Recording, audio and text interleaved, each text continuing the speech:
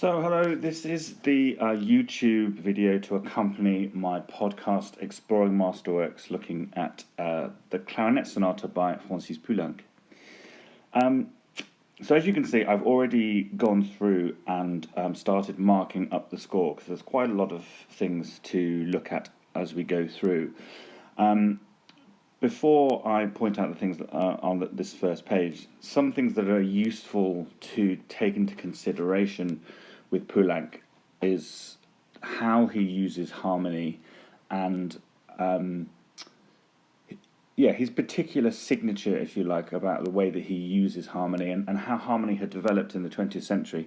So if you're not so familiar, of course, it's worth explaining that after the beginning of the 20th century, harmony no longer was required to have a function and a sort of resolution in terms of the key it's in and how dissonance would work, how discords would need to be functional discords. In the 20th century and beyond, harmony is as much about the sound and feel and colour of the notes that are chosen as to any kind of framework that governs the piece. Sonatas usually would have a quite strict form which they would follow, and this would include keys and the key structure.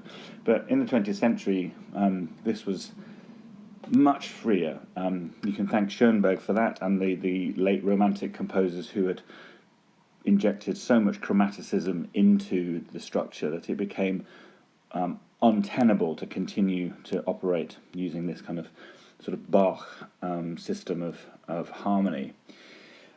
So that's the first thing to notice. So Poulenc was particularly he favoured experimenting with things like bitonality, where you blend two different keys at the same time, or you superimpose two chords from one on top of the other to create a composite, more complex chord that is perhaps more difficult to define in terms of its function and where it is, just because of the sound of it. He'd like the sound of it, or the sound is appropriate for the kind of mood that he was trying to convey in the piece. And you'll find that a lot in this sonata, which is almost the last thing that he wrote before dying very suddenly in 1963.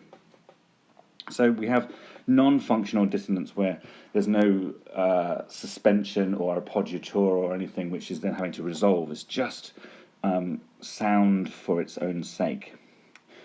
He uses an awful lot of chromaticism, as we can see in the very first page, and there are moments of bitonality. He'd experimented with this very early in his life in the 1920s when he wrote his first piece for two clarinets, the Sonata for two clarinets, written in 1922, and that actually has an A and a B flat clarinet for starters, which is quite unusual.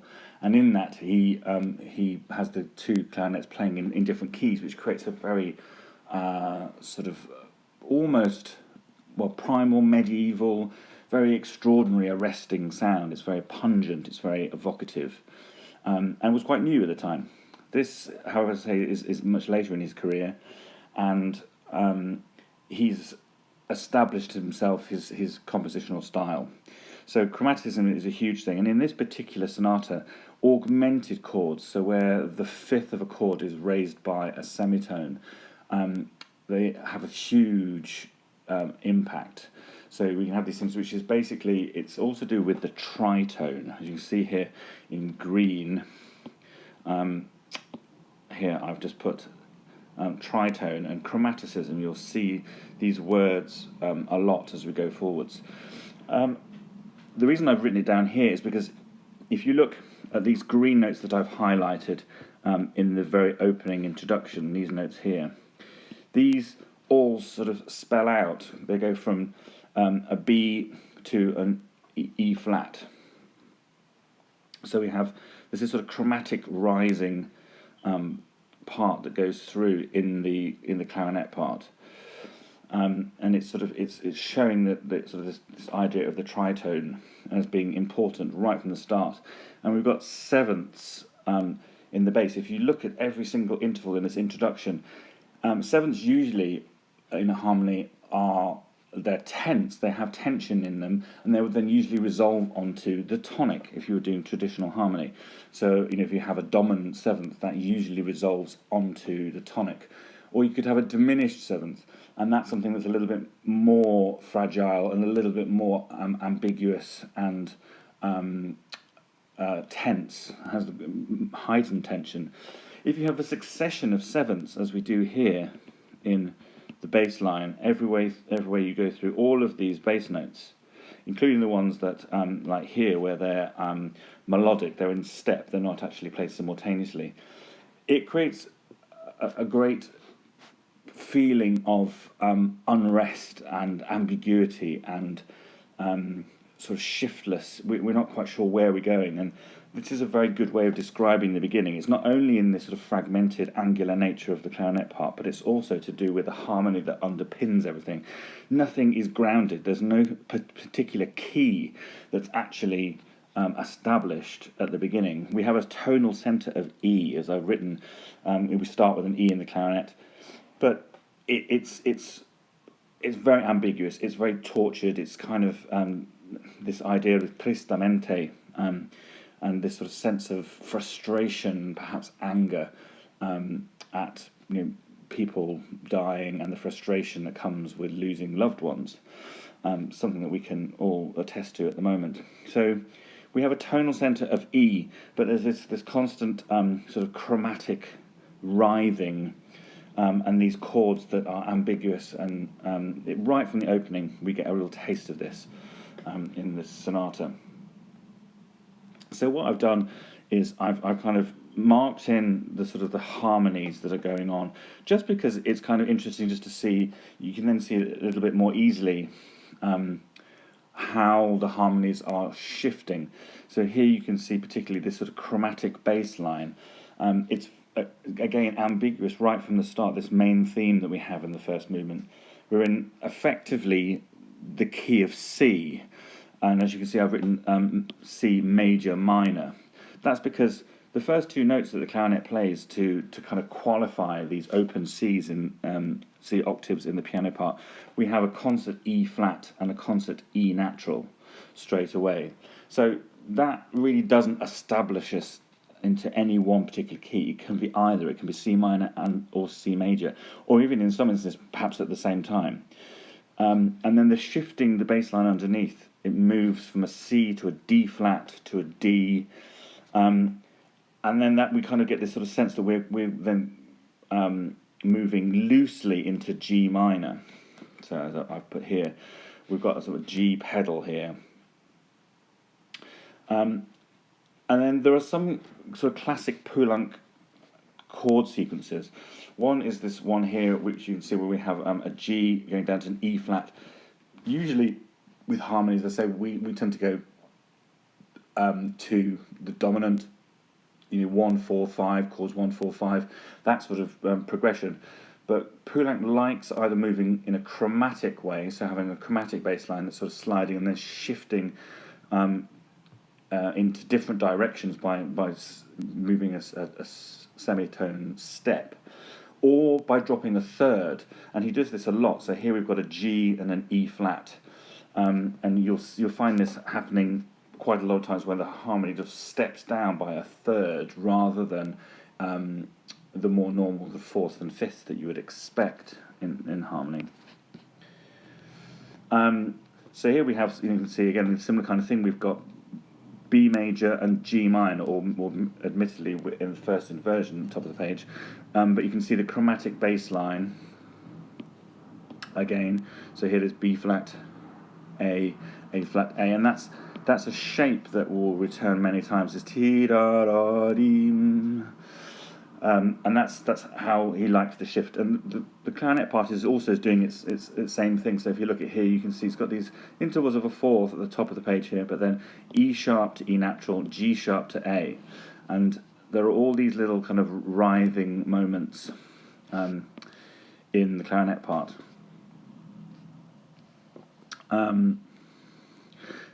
Here's a place straight away at figure 3 where we have this sort of ambiguity in the clarinet part. We've got a sort of thing that feels like G minor at the beginning, and then notes that we wouldn't expect to find so much with G minor is C sharp. And there's the F sharp, which is the raised seventh, and B flat, and C sharp again. So these notes here, they're sort of playing with our understanding, and they're creating these little moments of shifting chromatic bitonality. There are all these additive chords as well. You'll see here D minor 9. This is one of a classic Poulenc chord. It's an additive one, which is a nice sort of, it feels kind of like a white note harmony thing where you're going, if you imagine if you're going D, F, A, C, E, those are all the notes that you have there.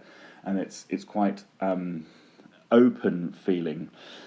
And the major seventh, which you'll see an awful lot as well. So you can see here, figure 4. We're kind of in C major now. He's just allowed us to kind of settle onto C major. Then here's just an example of another interesting chord at the bottom right-hand page where we've got here, which is a half diminished chord. So I've written out the notes here so you can see what that means. So if for it to be a diminished seventh, you would need to have an E flat at the top. So when you've got a diminished triad, as you have at the bottom here, and then the seventh note has not been diminished, it's not been flattened down, and it stays, in this case, it's kind of like in its dominant seventh position. So it's already a flattened seventh, but it's not a diminished seventh. You get what's called a half diminished chord. This has a very sort of pleasing, open kind of quality. It's sort of like a questioning chord, and Poulenc uses it a great deal. It's worth noting this figuration here that we've had right from the beginning. This is a piano figuration that Poulenc uses a lot. This sort of flowing quaver figure underneath a different rhythm in the clarinet part. He uses this a lot throughout the piece, and he returns to it in some of the later movements. So just remember that for later. Poulenc also has this style where he likes very short, kind of punchy little character phrases that are then often contrasted. Here's a classic example of this where you've got it's a repeating figure. So we have this tim doyam, and then it's like a 2-bar phrase, and then it's answered with something different. Underneath that, all the time, you've got these sort of like couplets that are gently emphasized with the tenutos, ti o ta o ti o ta o ti o ta o ti o ta. Such a classic Poulenc sound. You'll hear that in the Flute Sonata, you'll hear it in the Oboe Sonata, and in many of the songs, which is super famous. And then we've got this rising dotted figure that we've had, and now in B minor with a major seventh. So that's another interesting kind of combination of notes. So you've got B, D, F sharp, but with an A sharp at the top.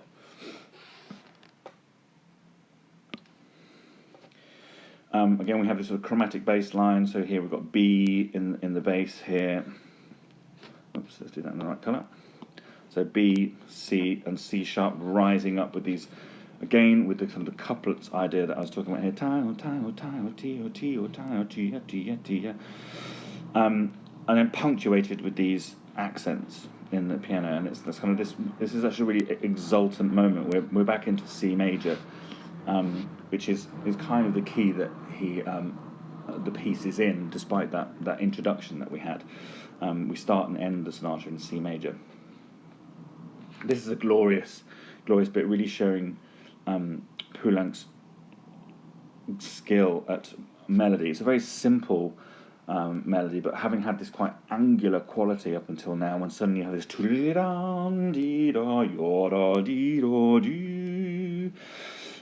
it's really powerful.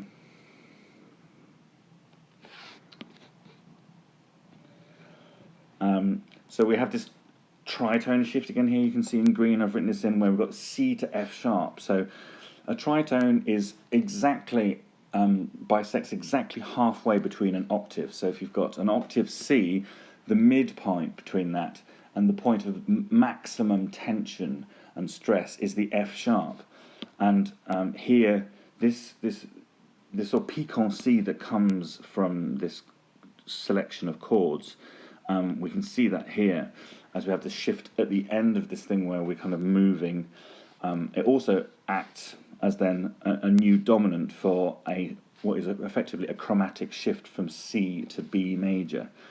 So you can see here we've had all this section has been in C, and by shifting to the semitone, then that allows a modulation to B major. If there's C, and we go to B via F sharp here. So we have a perfect cadence in B major. And again, we have this sort of coloured chord. It's not just B major. We have these A sharps. So we have B major 7, which is one of my favourite chords. I absolutely love major 7th. Then we have a little return to the introduction, that sort of angular, brittle, anguished, writhing introduction that was originally centred in E. And here we've moved. It's sort of changed its centre, but we have all of these sevenths again, which I've noted in the bass line of the piano. So we have all of that ambiguity and that brittle, unsettled quality, and it ends with that as well. If you look at the chord at the end here with the B flat and A flat in the bass, and indeed you've got this very sort of spicy major 7 here. We've got an E double flat, which is effectively a D with a D flat at the top. So it's a very kind of crunchy. Again, this sort of, it's not really functional chord. We've got a B flat, a D flat, an A flat, and a D natural there. So that's, again, it's kind of an ambiguous. Is it B flat major, B flat minor? We don't have the third there. We haven't got the F. And it's sort of, but it's kind of, it's unresolved. Then we have this linking passage, which is really beautiful. So he arrests everything. We have this, the angular music serves to kind of, abruptly, rudely kind of halt the proceedings. And then we have this linking passage, which is really beautiful, calm, repeating figure, very sort of Satie-esque. It's got this simplified quaver undulation underneath here. So this is like those quavers that I was talking about. They're in couplets. So it's just very simply accompanying this Satie-esque melody at the top here. This is in A flat, but it's moving. We're modulating again, and we end up with what is effectively a foreshadowing of the second movement. So I put here in red, foreshadowing of the romanza, the second movement. So we have this idea, this blue rocking motif, which is an elaboration of this sort of coupleting, this quaver motion that we've had in the first movement. And again, we've got this sort of stuttering melody that's kind of trying to break free, and eventually it sort of pours forth. It's a little bit like, the frustration of a stammerer who's kind of trying to get the words out, and then they finally achieve it at the top. Here's a team, ba-da-deem, ba-da-deem, ba-da-deem, ba-da-deem, be-do-dee-be-dee-dum. Excuse my singing. It's a really, really beautiful moment. And we're effectively, we're in this sort of, it's B flat minor, but we've got A naturals in there, the major 7th. So somebody with a greater brain than mine and with a quicker mind might be able to tell me exactly what that's called. But we have that is interesting sound. We've got these major 7ths that are effectively in there, creating this dissonance. For this very beautiful sort of second subject, which, as I say, is kind of giving us a bit of a foreshadowing of the second movement. Then the harmonies here, they're fairly straightforward. This feels like a much calmer section. It's a calmer episode. And whilst the chords themselves are often coloured, we've got 9th chords, and 7th chords, they're following a fairly regular pattern of 4ths and 5ths. So E being the dominant of A, which is in itself the dominant of D. So there's nothing kind of stressful here. And we've gone to A minor. So we were in C major, and we've gone to effectively to the relative minor, which is a classic combination. But on the way, we've definitely twisted and turned in order to get there. Then we have a chromatic shift. If we've had A's and D's, you can see here then suddenly this sort of drops down a semitone, and we have A flat harmony and D flat, and then another one of these sort of interesting shifts then down to B, and we've got chromatic falling here, so that both in the top parts and the bottom parts. So here, D sharp giving way to D natural, and then A flat to G. So you can see that's really looking at the bass line. And then that sort of shifting, having been in A minor and then sort of with the A flat section, again you can see it's a chromatic shift. We start in A flat, then that kind of just lifts up to the A minor section, and then we're shifting back again, and we find ourselves at this ambiguous C major, C minor recapitulation. Once more, we have the shift here. We have this interesting figure 11 at the bottom of the page. If we've been in C major, where would you expect to be going to next? Well, B minor, G, G7. We have this oscillating chord sequence that happens that starts here, where it's marked soft and monotonous. So there's a shift down, and it's sort of playing with the dominant of C, but with B being in there as well. There's B major, B minor harmonies going on, and this you can see it just continues sort of oscillating, kind of passing backwards and forwards. The clarinet part now here is sort of slightly devoid of expression. He says soft and monotonous, pianissimo, and the harmonies are just a little bit. It's a little bit like the Piero clown facial expression for me. It's kind of a little bit lacking in expression, purposefully. And then, again, we have a rude awakening. We have this sort of bitonal, crunching, angular interjection here, which reminds us a little bit of the beginning. It's got sevenths in... we've got sevenths here and here, and augmented triads. And it's just a clangorous moment. And the piano then just sort of seeps away, just kind of like oozes away, right the way down to finish in B minor. And this is sort of I've written segue here because, as I say in my podcast, I think this sonata is it's almost sort of through composed, and that there should almost be an attacker between the first movement and the second, and then the second and the third, or just the smallest gap, because what we're left here is this kind of like shuddering tremolando in the clarinet part, which is showing us that we're in B minor ending. And that B minor arpeggio is then taken up again, is described almost immediately in this sort of unusual linking opening to the romanza. So I think if you connect those things through, and I often ask for the pianist to hold the sustain pedal down so that these notes are picked out here, that we hear them being picked out sympathetically inside the piano. And then here's a classic case of a chord for its sound. It's a very striking, clangorous chord that the piano puts down here. It's only mezzo forte, but it has a real impact because it's basically two augmented triads superimposed on top of one another. There's no function to this chord. It doesn't resolve, but he returns to it. It's kind of again continuing this kind of this contrast between tortured sounds and calmer sounds that we're expecting. So here's the chord here. You see it's got G, B flat, F sharp and C sharp in it. So you can see I've just separated out. You've got G to C sharp, which is an augmented interval, and B flat to F sharp. And that sets the tone for the opening of this, what is basically a very somber second movement. We're after this initial introduction, again, like the first movement has an introduction, we settle into G minor. And again, you can see, as I was referring to earlier, we have this this quaver motion flowing through underneath the beautiful clarinet melody over the top. And then at the bottom of the page here, I put there's a classic chord progression where we've got this sort of G to B flat, and then E flat, and A to D, and back to G. It sort of cycles round. And again, it has that sort of that jump of a third that Poulenc uses an awful lot.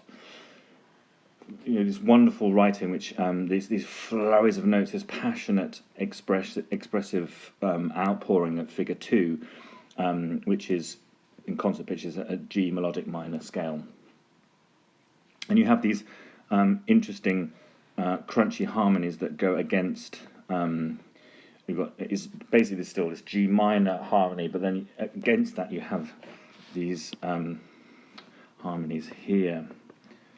So you've got what is effectively it's an F sharp major triad. The thing that's kind of deceptive about it is that instead of having an A sharp, Poulenc keeps this B flat going. So it's just an N harmonic thing, which looks a bit strange on the page because we're expecting an A sharp, an F sharp major, but it's G minor.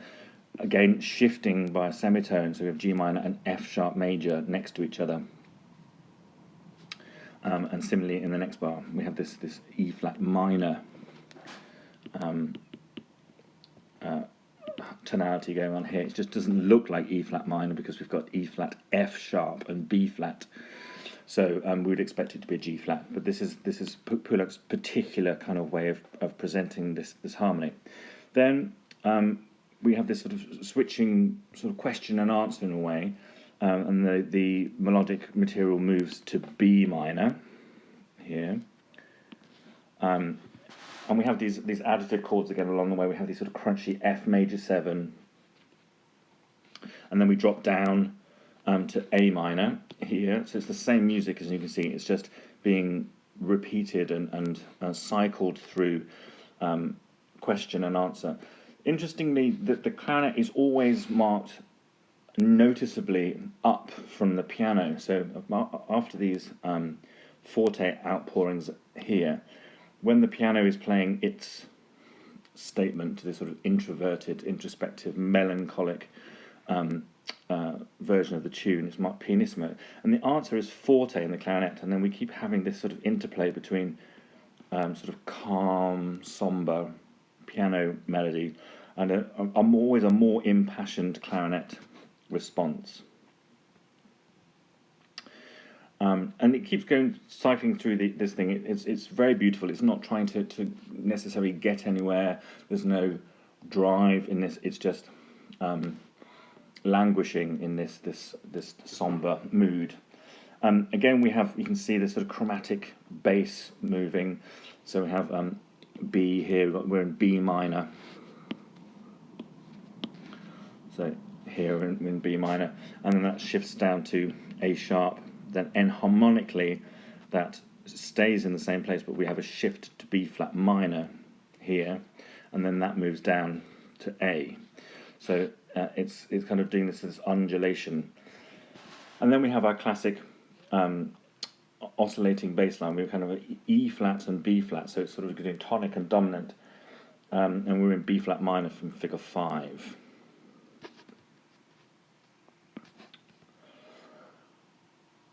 There's this little linking passage again here just before Figure 6, which we take a dip further down than we've been going, and we're going down to A flat minor, so lots of flats there. But that allows us again this chromatic shift, as I've written here, as I said at the opening of this video. These little semitonal shifts harmonically. That means that having moved from A flat minor down to G minor, it means that we can then return back to where we started. Figure 7, we have this return to that harmony that we had at the opening with the augmented intervals superimposed. It's just a little moment, a little final sort of outburst just here.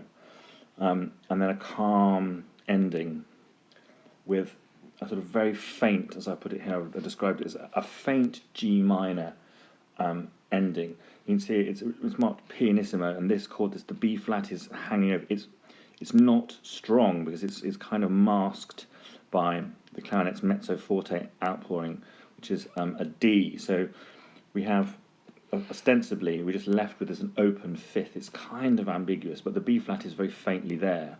But it's almost vestigial. It's almost kind of, it's almost not there in the chord, and we end with this open D. And again, I strongly think that this movement then has a culmination, a sense of cadencing into the beginning of the last movement. There's a sense of it being suspended ever so slightly, even though we've returned to the key chord for this movement of G minor, because then we return to C major in the final movement, the finale. So we have C, but all the time through this, where we've got this sort of chugging figure in the piano here again, you see it's with quavers, but this time it's staccato rather than flowing. It's much more brittle. We are describing this tritone again. We've got C to F sharp. So your C is down here, and you've got F sharp in the clarinet part, and it's that axis, the axis of the tritone, is back again and is very much in evidence in this final movement. You've also got half diminished chords again, which we had earlier, one of Poulenc's trademark chords, and chromatic writing. So if you're looking here on this bass line, which is going dee dee da da dee dee da da da da da da dee dee da. It's moving up, and so does the clarinet part. We have G sharp, the G sharp, A sharp, B, C sharp, D.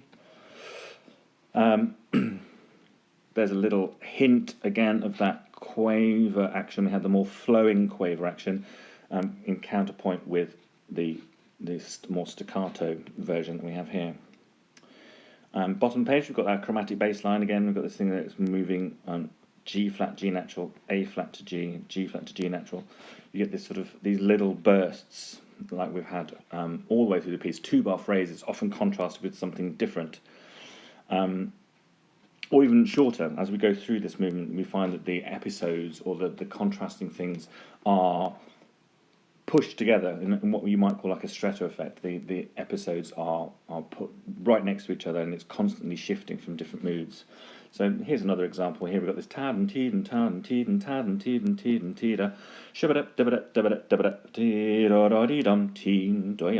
So all those elements that we've had throughout the piece, smooth melodic lines, more brittle actions, and then we have this second idea here, which is at figure 3.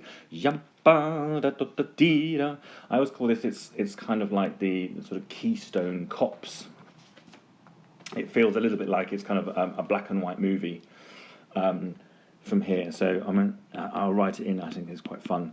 The keystone cops. It's got that sort of sense of slightly cartoonish or circusy. And it gets more and more hysterical. We have these kind of little interjections at the end, and then the smooth with those flowing accompaniment underneath that we've become to know so well, shot through with these more brittle outbursts. Underneath again, you can still see the chromatic bass line moving here.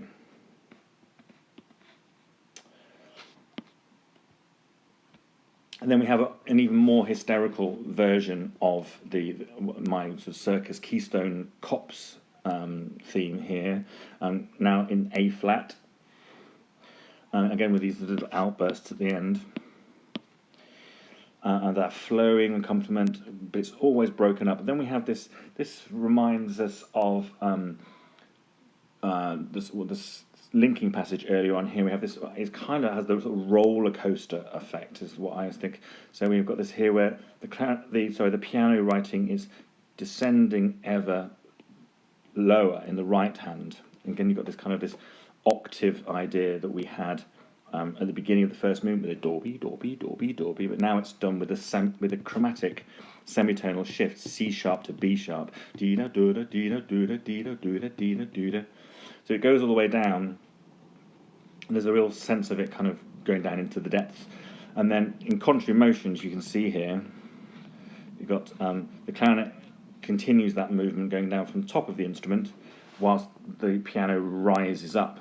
And we have our restatement up a semitone, here. So now we've got A natural. So if you think about this going back to here, the keystone cops thing, was centered on F, is now centered on F sharp, getting ever more hysterical. And then we need something new now at this point. So we have this sort of descending figuration that goes down here one more time. And then one of Poulenc's typically beautiful melodies bursts forth here with this languorous legato line in the clarinet part. And again, you can see we have this flowing quaver, po-dee-bo-da-bo-dee-bo, figuration that we've had all the way through. A lovely bubbling texture here that bubbles us back up energetically. And then the piano takes over this melody here. Whoops. Ti da dee dee da dum. So there's that melody coming down and then going back up again in the piano. We have the same music again this time, briefly with a C major interlude and then C minor here. So we explore this alternative episode, and then we have a very interesting bit here at figure 9. So we've got this D pedal, and then the notes that are used above has, to my mind, a kind of North African, sort of Algerian, Arabic, Moorish kind of tonality. This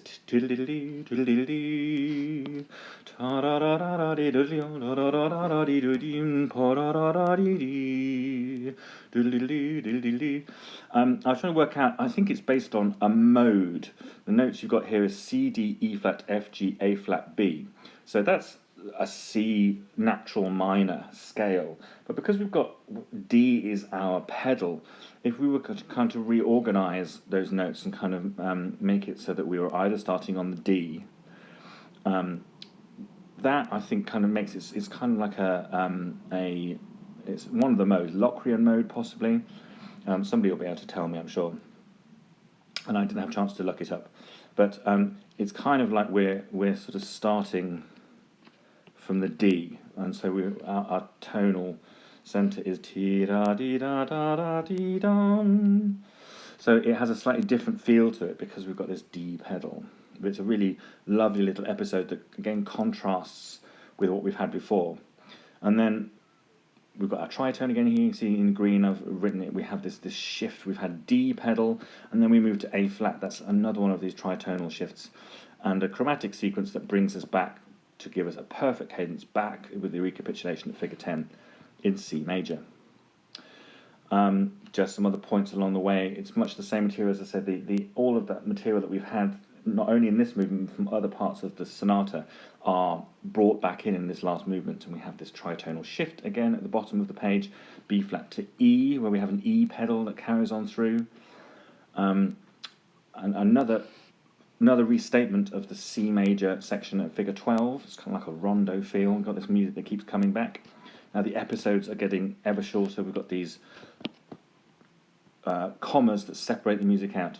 And then we're in the home straight. So having just returned, just given a very brief, truncated version of the theme there coming back, sort of like a second recapitulation. We then have the coda here. Figure 13. So this is taking some of the shape that we've had earlier on in the movement, but now we have a C minor harmony underneath. So it's kind of like a minor version, slightly more, slightly darker. And then that shifts again, figure 14, we go back to C major, and we have these emphatic yan-dun-da-ga-dun, yan-dun-da-ga-dun, and these wonderful bell-like clanging clashes, the C and D. Again, there's no functional harmony here. It's just about the quality of the sound that you get with this sort of like bell-like, incessant, almost crescendoing figuration here at the bottom of the page. Really exciting.